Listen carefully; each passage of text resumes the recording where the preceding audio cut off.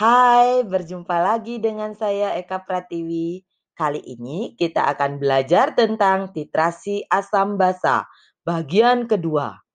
Materi kelas 11 semester 2. Tujuan pembelajaran kita kali ini adalah peserta didik dapat membedakan kurva titrasi, menganalisis kurva titrasi, menganalisis indikator yang tepat dalam titrasi, dan menganalisis kadar dan konsentrasi asam atau basa dalam titrasi. Pertama-tama, mari kita bahas tentang kurva titrasi. Apakah kalian tahu apa itu kurva titrasi? Kurva titrasi menggambarkan hubungan antara volume titran dan pH campuran. Tahukah kalian ada berapa jenis kurva titrasi? Ya, ada 3 jenis kurva titrasi. Kurva titrasi yang pertama adalah kurva titrasi asam kuat basa kuat. Contohnya adalah ketika kita mentitrasi 25 ml HCl dengan NaOH 0,1 molar. Kurva titrasi asam kuat dan basa kuat seperti gambar berikut. Sumbu vertikal adalah pH, sedangkan sumbu horizontal adalah volume titran. Dalam hal ini adalah NaOH. Titik ekivalen adalah 7. Kurva titrasi yang kedua adalah kurva titrasi asam kuat basa lemah. Seperti saat kita mentitrasi 25 ml HCl dengan NH4OH 0,1 molar. Kurva titrasi asam kuat basa lemah seperti gambar berikut. Perhatikan, kurva titrasi ini berbeda dengan kurva titrasi sebelumnya. Titik ekivalen pada kurva titrasi ini berada di bawah 7. Kurva titrasi yang ketiga adalah titrasi antara asam lemah dan basa kuat. Contohnya, titrasi antar 25 ml CH3COH dengan NaOH 0,1 molar. Kurva titrasi asam lemah dan basa kuat seperti gambar berikut. Perhatikan kurva titrasi ini. Kurvanya berbeda dengan kurva-kurva titrasi sebelumnya. Pada kurva titrasi ini, pH ekivalen berada di atas 7. Demikianlah jenis-jenis kurva titrasi. Untuk selanjutnya, silahkan kalian lakukan analisis untuk melihat perbedaan dari masing-masing kurva titrasi tersebut. Selanjutnya, mari kita bahas secara mendetail salah satu kurva titrasi.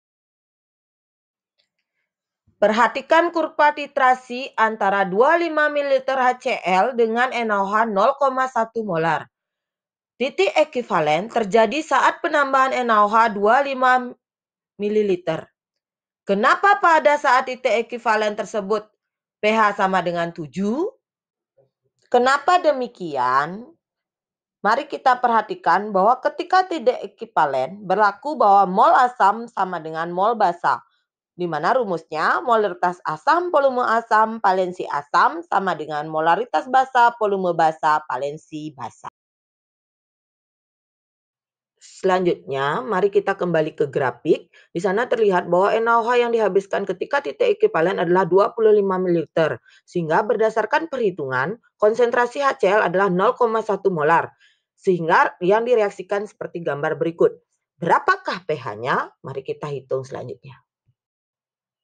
Pertama-tama, kita hitung dulu mol HCl. Sebesar 0,1 molar dikali 25 ml sama dengan 2,5 milimol. Kemudian mol NaOH 0,1 molar dikali 25 ml sama dengan 2,5 milimol. Selanjutnya kita buat reaksinya. Reaksinya adalah asam klorida ditambah natrium hidroksida menghasilkan natrium klorida ditambah dengan air. Mula-mula kita tulis dengan mol yang telah kita hitung sebelumnya, kemudian kita tentukan yang bereaksi berdasarkan perbandingan koefisien, dan terakhir diperoleh sisanya. Berdasarkan reaksi tersebut, yang tersisa adalah garam NaCl yang berasal dari asam kuat dan basa kuat. Garam dari asam kuat dan basa kuat, seperti kita dulu pelajari di hidrolisis, tidak terhidrolisis dan bersifat netral. pH-nya sama dengan 7. Ini sesuai dengan grafik awal yang sudah kita tayang. Kita sudah membahas pH di titik ekivalen. Selanjutnya, mari kita membahas salah satu titik di bawah titik ekivalen. Misalnya di titik A. Pada titik A, volume NaOH yang dihabiskan adalah 20 ml dengan pH campuran adalah 2. Kenapa demikian? Mari kita lihat paparan berikut. Untuk menghitung pH pada titik A, yaitu titik sebelum titik ekivalen, sama seperti tadi kita hitung dulu mol, kemudian kita tentukan reaksi, mula-mula, zat yang bereaksi, dan sisa. Di sini akan tersisa HCl sebanyak 0,5 milimol. Karena di sini tersisa asam klorida, maka pH campuran ditentukan oleh pH asam klorida, yaitu asam kuat yang tersisa. Menghitungnya sama seperti kita menghitung pH asam kuat yang telah dipelajari sebelumnya. Pada hasil akhirnya akan diperoleh pH sama dengan 2. Hasil ini sesuai dengan grafik yang telah ditayangkan. Sekarang mari kita lihat satu titik di atas titik ekivalen, misalnya di titik B. Pada titik B, volume NaOH yang ditambahkan adalah 30 ml. Pada titik tersebut, pH campuran adalah 12. Mari kita simak perhitungan berikut. Langkah yang kita lakukan untuk menentukan pH di titik B atau titik setelah titik ekivalen adalah sama seperti langkah sebelumnya. Nanti akan diperoleh sisanya adalah NaOH 0,5 milimol. Karena pada reaksi ini tersisa basa kuat, maka pH campuran ditentukan oleh pH natrium hidroksida yang tersisa. Perhitungannya sama seperti menghitung pH asam kuat sebelumnya. Sehingga diperoleh hasil akhir pH sama dengan 12. Ini sesuai dengan grafik. Demikianlah kurva titrasi asam kuat dan basa kuat. Untuk kurva titrasi yang lain, silakan kalian melakukan analisis secara mandiri. Dalam titrasi asam basa, ada salah satu bagian penting yang harus kita pelajari, yaitu tentang indikator untuk titrasi asam basa. Indikator dalam titrasi asam basa memiliki fungsi yang sangat penting. Apakah fungsi indikator dalam titrasi asam basa? Fungsi indikator adalah sebagai penanda titik akhir titrasi dengan perubahan warna yang permanen. Sebelumnya, saat kita belajar materi tentang asam basa, kita sudah tahu bahwa terdapat banyak indikator yang bisa digunakan untuk membedakan asam dan basa. Apakah semua indikator tersebut bisa dipergunakan untuk titrasi asam basa? Syarat sebuah indikator yang dapat digunakan untuk titrasi asam basa adalah indikator harus mempunyai trayek pH yang paling mendekati pH titik ekivalen dan perubahan warnanya mencolok.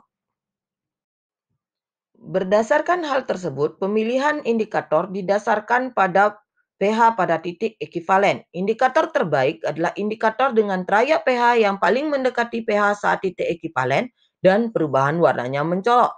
Sekarang silakan kalian tentukan untuk masing-masing kurva titrasi. Apakah sekarang kalian telah paham tentang titrasi asam basa? Baik itu kurva titrasi maupun pemilihan indikator.